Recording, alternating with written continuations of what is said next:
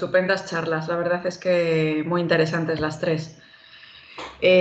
Vamos a proceder con la ronda de preguntas. Yo tengo una pregunta para Paula. Paula, ¿tú nos recomiendas monitorizar a los pacientes en el posoperatorio para valorar el riesgo de hipotensión? Pero ¿a qué tipo de pacientes y durante cuánto tiempo consideras que es necesario monitorizarlos para decir que ya es un tiempo seguro y que ya no corremos ese riesgo? Hola.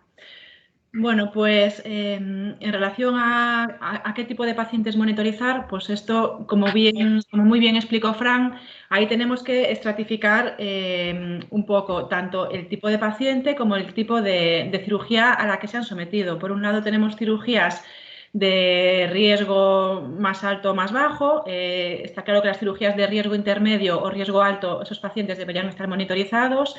Y, por otro lado, el riesgo que tiene el paciente por su patología asociada y hacer una clasificación en función del índice de Lee o del riesgo que nosotros consideremos que tenga el paciente. Lo que sí está claro es que una vez que hemos monitorizado a un paciente en el intraoperatorio, tenemos que seguir monitorizándolo en el posoperatorio por lo menos las primeras horas. No vale tener un paciente monitorizado dentro del quirófano y porque creemos que puede tener algún tipo de complicaciones o va a necesitar algún determinado tipo de actuación por nuestra parte y sacarlo ya a la URPA sin ningún tipo de monitorización.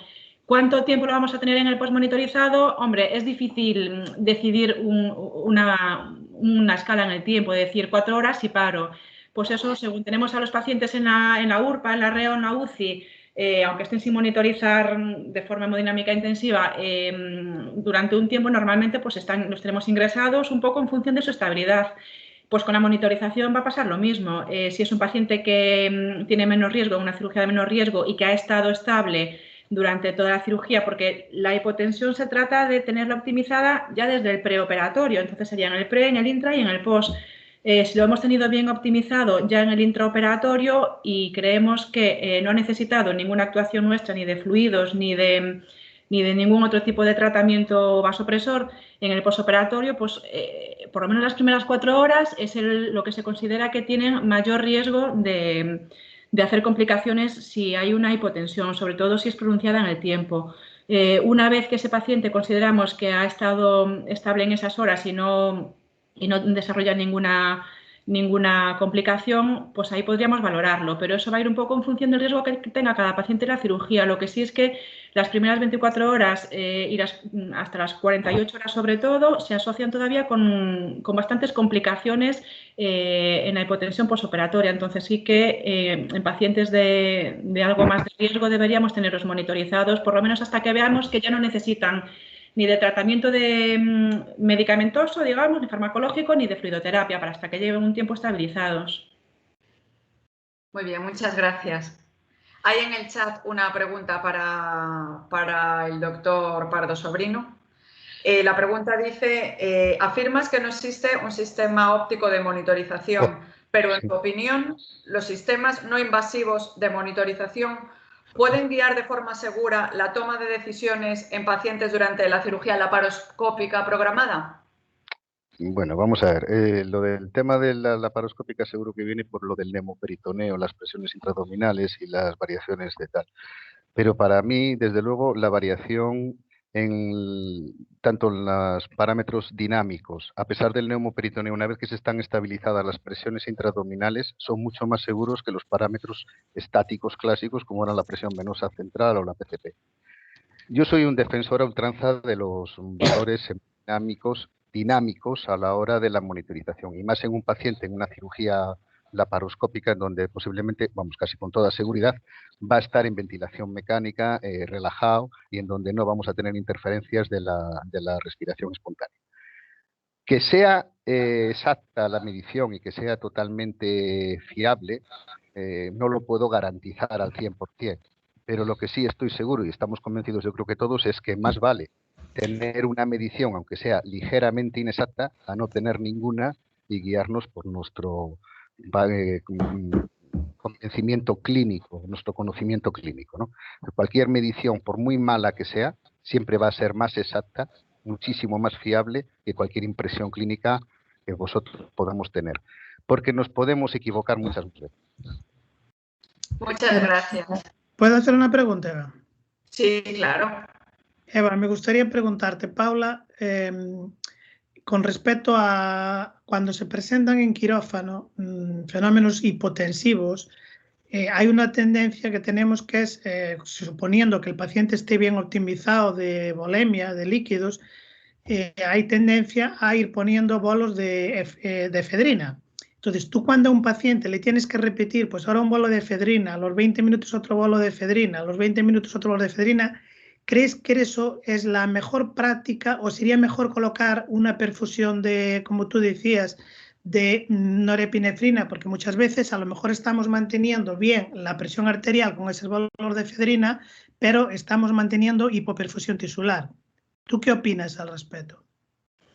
Sí, yo estoy de acuerdo con eso. Ya una vez que llevamos bastantes bolos de efedrina y si el paciente sigue pidiéndonos algún tipo de actuación y de vasopresor, lo ideal sería usar la noradrenalina. De hecho, los estudios que he presentado ahí demuestran que el uso de perfusiones de noradrenalina, aunque sea a dosis muy bajitas, han demostrado que el riesgo de complicaciones después en el posoperatorio es muchísimo menor comparándolo con el uso de la efedrina. Y sí es cierto que al final lo que queremos es asegurar la perfusión tisular y eso lo vamos a tener más mantenido de forma más constante con una perfusión de nora que con los bolos de efedrina o de fenilefrina, que es lo que decíamos, de que al final no conseguimos, subimos la presión, pero no conseguimos mantener el flujo, sobre todo en pacientes ya de más edad y con más patología cardiovascular. Gracias, Pau. Yo tenía otra pregunta para Leticia en este caso. Leticia, además de fijarnos en la hemoglobina preoperatoria en la consulta, ¿hay alguna otra cosa, algún otro factor en el que tú creas que nos debamos fijar ya que implica un mayor riesgo de que el paciente vaya a recibir una transfusión? Hola, pues Hola. la verdad es que sí. Ahora está también muy de moda, además de valorar el riesgo de vía aérea o el riesgo cardiovascular, mirar el riesgo de transfusión en la consulta de preanestesia.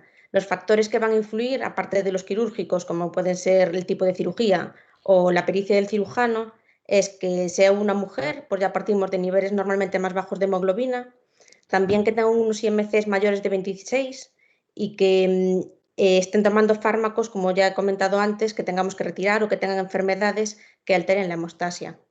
También es importante que estos enfermos vayan bien optimizados, porque si un enfermo está bien optimizado vamos a poder ser más restrictivos a la hora de hacer transfusiones. Muchas gracias. Hay en el chat otra pregunta para Paula Nespereira. Y dice que los estudios que presentas recomiendan el manejo de una presión arterial media superior a 70. ¿Esto se asocia con un mayor riesgo de sangrado quirúrgico? No. No está demostrado que con tensiones arteriales medias de mayores de 70 el riesgo quirúrgico sea mayor.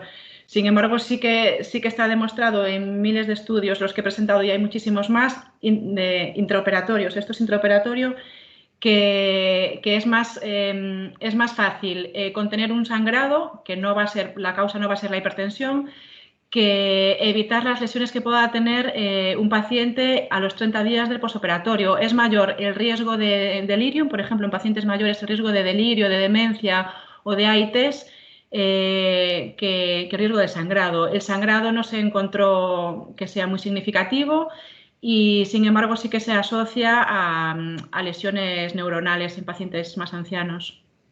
Pero, ¿cuál sería, Paula, la presión arterial media óptima? Mira, la mayor parte de los estudios... sé que es una pregunta... Es difícil, sobre todo porque al final lo que hay que hacer es personalizar un poco la anestesia, ir un poco a ver qué tipo de pacientes tienes, si es hipertenso o no es hipertenso y ver un poco cómo se comporta. Está clarísimo que en el intraoperatorio menos de 65 aumenta muchísimo las complicaciones. En el posoperatorio no está tan claro. La mayor parte de los estudios están hechos en el intra y de ahí te dicen las siguientes, las 4, 6 o hasta 12 horas de posoperatorio. Entonces, tiran un poco de los 65, Pero este último estudio que vimos, que era de finales del año pasado, ahí sí que ya se mojan y dicen que hasta 75, una presión arterial media por encima de 75, es lo que está asociado a más lesiones, sobre todo lesión renal y lesión miocárdica. Si puedo, quería hacer un inciso, porque la pregunta de Servando es una trampa y para echarle un capote a Paula. Gracias, Yo Fran. creo que la tensión arterial es como todo, también como la terapia guiada por objetivos, debe ser individualizada y acorde a cada paciente. No es lo mismo tratar a un chico de 18 años con tensiones de 12,6 habitualmente, o una señora o un señor de 80 y que tiene o se maneja con tensiones de 16,8. Completamente distinta la tensión arterial media para ambos casos y para una misma cirugía, aunque sea una apendicitis. Entonces hay que ser individualizado e intentar ir a atender al paciente en función de sus necesidades. Centrarlo solo en una cifra me parece un error. Me parece que tiene que ser la más adecuada para cada paciente en concreto y evitando sobre todo las hipotensiones, sobre todo mantenidas. Yo creo que más que un episodio único de hipotensión es el mantenimiento de esa hipotensión en el tiempo. Claro. Sí, sobre todo es eso, exacto. No es lo mismo un episodio único porque puede ser derivado de una inducción anestésica, derivado de una anestesia regional, y no es lo mismo un paciente joven que está sangrando o un paciente el mantenimiento de una cirugía abdominal en un paciente mayor. Está claro que hay que individualizar el paciente y la cirugía. Al final, pues hay que echar mano de la clínica, claro.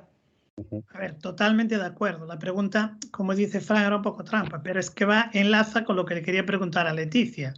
Quiero decir, cuando en los protocolos BPM dicen que no se debe transfundir o que no recomiendan con hemoglobinas menor de 8, yo siempre me hago la misma pregunta. ¿No será necesario contextualizar eso? Porque no es lo mismo un paciente relativamente sano que se va a operar que si de repente tenemos al viejito de 80 años con la fractura de cadera y que sabemos que va a tener pérdidas durante la cirugía y que tiene la hemoglobina de 8 y algo, porque entonces a lo mejor nuestro planteamiento sería distinto. Esa es mi pregunta. Sí, yo creo que pasa como con lo que estáis hablando, que todo depende del paciente y del momento.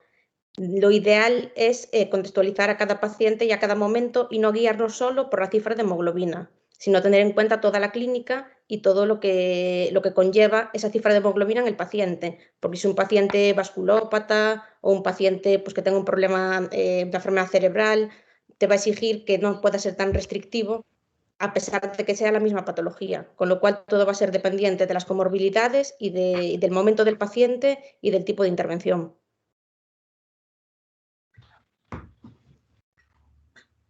Gracias, Leticia. Me resultó muy interesante lo que contabas de los recuperadores. Entonces, tú nos puedes comentar o confirmar o dar alguna vuelta sobre si la sangre que se obtiene en los recuperadores, tanto del intra como en la URPA, es de buena calidad, es igual de válida que la otra. Y luego, por otra parte, ya que los que estáis ahí sois cada uno de un hospital, me gustaría saber si en vuestros hospitales utilizáis algún método de ahorro de sangre, de recuperador. Hombre, mi hospital a veces genera duda, más que el recuperador intraoperatorio, los recuperadores posoperatorios que se ponen en la URPA, sobre todo en las cirugías ortopédicas. La respuesta es que sí, es sangre de calidad. Primero, sangre que no está almacenada, con lo cual eso ya es un punto a favor. Y después los parámetros que se miden para ver si la sangre es de calidad, como que tengan la molécula 2,3-DPG o que tengan poca hemólisis o que que el hematíe conserve la forma. Es cierto que en los recuperadores posoperatorios sí que hay más hemólisis que en la sangre que transfundimos, pero aún así la hemólisis que se genera en condiciones normales no produce ningún daño renal. En cuanto a los intraoperatorios, esa hemólisis es totalmente comparable con la transfusión sanguínea halogénica, con lo cual la respuesta es que sí, es sangre de calidad y además es sangre del paciente y que no ha sido almacenada. ¿Y esa sangre hay que ponerla en un mínimo de horas? ¿A partir de qué horas ya no sería válida? Porque no está refrigerada ni nada, entiendo. Esas sangres hay que recuperarla en las primeras 4 o 6 horas y transfundirlas en ese momento. La sangre que se recupera después de 6 horas no hay que desecharla. Se espera que en esas 4 o 6 horas recuperar entre 750 o 1 litro, que es lo que equivale a un concentrado de hematíes. Muchas gracias. Bueno, Paula ya sé lo que va a decir porque es compañera mía de trabajo, pero en vuestros hospitales, en Coruña y en Lugo, ¿tenéis algún sistema de ahorro de sangre? En Lugo sí, desde luego se utiliza la recuperación intraoperatoria en aquellas cirugías más sangrantes, como es por ejemplo la vascular mayor o la cirugía incluso de columna amplia, como es la escoliosis, ¿no? Y se utiliza un recuperador y esa sangre, salvo circunstancias excepcionales que haya fracasado el sistema, se le devuelve al paciente. Y con respecto a lo que comentaba Leticia, también existe o existía mucho en un programa de cirugía ortopédica lo del recuperador del drenaje, sobre todo en rodillas. Y que sí que es verdad que ahora últimamente lo están haciendo menos porque están en un programa de fast track en cirugía ortopédica, en donde se está evitando el drenaje ya que quedaba antes, entonces esa sangre ahora ya es imposible de tal, pero en el tiempo en el que se ponían los drenajes y que se ponían y se recuperaban en un tiempo, tan pronto se rellenaba aquello y se reinfundía a la más brevedad posible para evitar la contaminación del sistema y del contenido, ¿no? Deciros que me parece muy interesante lo que comentó Leticia de los programas de manejo de sangre, porque creo que todos estamos convencidos de que la sangre es cara y que tiene riesgo la transfusión, sobre todo heteróloga, y en cambio la transfusión autóloga es muy beneficiosa, incluso en determinados grupos de pacientes que evitamos muchas complicaciones y mucho tal. En ese sentido, en nuestro hospital tenemos mucha suerte con el servicio de hematología, que realmente se ha volcado en la cirugía oncológica digestiva, en gastrectomías y pacientes con cirugía de colon, y hay un programa que está funcionando muy bien con ahorro terapéutico y se ha mostrado muy beneficioso a la hora de reducir el gasto incluso sanitario por la cantidad de concentrados de hematíes que se han ahorrado. Un trabajo que yo creo que hasta está medio publicado por el servicio de hematología, porque es el que lo está llevando principalmente, en concreto una hematóloga que es Ángeles Cobas, y que realmente está dando unos resultados extraordinarios en cuanto a reducción de consumo de hemoderivados en ese tipo de pacientes. Y que ahora también está intentando implementar lo mismo a nivel de la cirugía ortopédica y traumatológica. Y también se utilizan pues, los procedimientos antifibrinolíticos, son clásicos ahora, sobre todo en la cirugía de rodilla, para disminuir el tema del sangrado intraoperatorio y también en la cirugía de columna. O sea, estamos en ese sentido aplicando todas esas medidas y la disminución, comentado desde el propio servicio de hematología de ahorro sanguíneo, en los últimos 2-3 años ha sido muy importante. Gracias, Fran. Servando, en vuestro hospital. Yo no hago cirugía traumatológica de la gorda, solo hago ambulatoria, no te podría contestar, pero creo que sí. Pero quiero recordar que en la última reunión anual hubo una charla, creo que para mí fue buenísima, la que tuvimos en Orense, bueno, no la última, la penúltima en Orense, del grupo de Meixoeiro, de Maribel Vidal, y creo, no sé si recordáis que ellos, desde que aplican el protocolo que tienen tanto analgésica como de todo, pasaron de un 30% de rodillas que se transfundían. Creo recordar, que a lo mejor me baila un poco la cifra, que solo transfundían un 3% ahora, que prácticamente se eliminó la transfusión de hemoderivados en cirugía de rodilla, porque ellos hacían todo lo que muy bien definió Leticia. Entonces yo creo que la clave es eso, en hacer grupos multidisciplinares, establecer muy bien la preparación preoperatoria y el manejo intraoperatorio para intentar evitar la necesidad de transfundir en el posoperatorio. A mí me gustaría decir una cosa de lo que dijo el doctor Pardo, que es que con el uso de la cirugía fast track, que cada vez se ponen menos redones, es cierto que con el uso de antifibrinolíticos y con la cirugía fast track cada vez hay más controversia de si dejar o no estos redones para recuperación, y lo dejan un poco en función de los hospitales y de la pérdida que se estima que se va a recuperar. Si esta pérdida no se estima que sea un mayor del 10% de la volemia del paciente, incluso se recomienda no dejarlo. Sí, a lo mejor estarían indicados en aquellos que no se les puede poner el antifibrinolítico, ¿no? Porque es un FAX, entonces a lo mejor en esos sí interesaría. Pero en el paciente que ya esperas, con las medidas que hay ahora que no sangre, ¿no? Sí, exactamente. Hay otra pregunta en el chat que es para ti, Leticia. Dice, ¿cómo se realizaría la optimización de la anemia con EPO? Pues la EPO se pone vía subcutánea, creo recordar que son 40.000 unidades, creo, no estoy muy segura, que se empieza a poner 3 semanas antes de la cirugía, hasta alcanzar la hemoglobina que deseas tener para la operación, y se pone una dosis semanal hasta alcanzar esta cifra, siempre recordando que está especialmente indicada en la cirugía ortopédica. En el resto de pacientes, en muchos, estaríamos fuera de ficha técnica, y que las hemoglobinas en las que tiene que mover el paciente para que sea eficaz tiene que ser entre 10 y 13, y que para evitar la anemia ferropénica tenemos que asociar hierro. Gracias. No sé si alguien más se anima, si alguien todavía quiere preguntar algo en el chat. Sí, otra para Leticia. Leticia, está sembrada, ¿eh? Madre mía, a ver si las sé contestar todas. Espera. Dice, hipotensión controlada, no son términos incompatibles. ¿Sigue estando vigente como técnica de ahorro de sangre? En determinadas cirugías y en determinados momentos podemos utilizar la hipotensión controlada, a ver qué dice Paula, para minimizar. Sí, es un poco abogado del diablo. En momentos puntuales en los protocolos sigue apareciendo.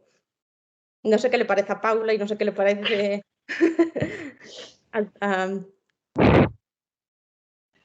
Si tenemos monitorización de la presión arterial media mínima, ¿no? A ver.